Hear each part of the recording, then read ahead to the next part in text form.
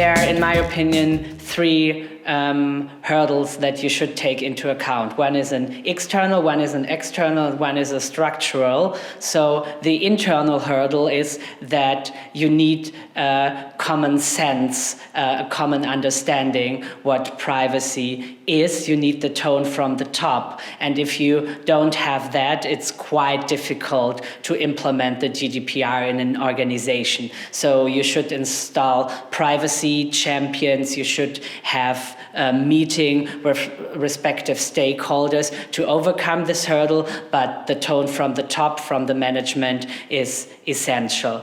The external hurdle is that there is a lack of harmonization in Europe. So we have different data protection authorities, they have different opinions, and it's in particular quite hard for multinational companies to deal with that. So if you want to implement a holistic privacy framework, you need harmonization, and that's one of the key goals the GDPR has set, but it's not achieved in practice yet. And the structural goal is that the GDPR doesn't differ or differentiate between big corporations, enterprises, and small SMEs. So all of them have to implement everything, and I think that's one of the most problematic shortcomings and difficulties in practice, because a small bakery has to implement the same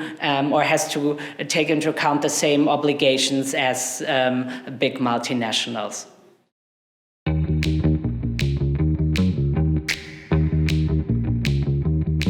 Well, at first you need to build a DPIA team. So you have to make sure that not only privacy professionals are included, but also people from other departments, from the legal department, from the IT department, from operations. So this is key because the DPIA is a holistic risk assessment. It cannot be carried out by privacy professionals only. Then you have to decide on the method. As discussed in my speaker slot, there are different methods, and you have to look at your organization which method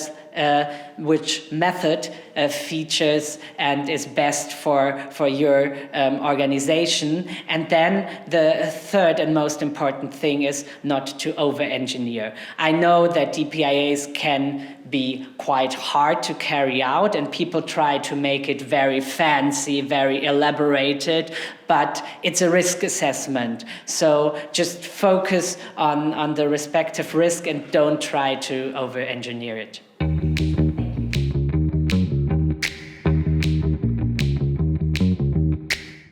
Well, to be honest, it's better than I had expected. Obviously, it needs more focus, more involvement, more preparation beforehand, because all people are virtual, are meeting virtually and not on site. But I'm really happy that Bitkom decided not to postpone the event to next year, as so many other conference chairs did, for privacy being too important of a topic to postpone it. So it was a really, really good conference so far, where the privacy community had the chance to discuss important topics like data transfers, which is the hottest topic at the moment. And I would like to thank Bitkom and the organizers for hosting such a marvelous and really beneficial event.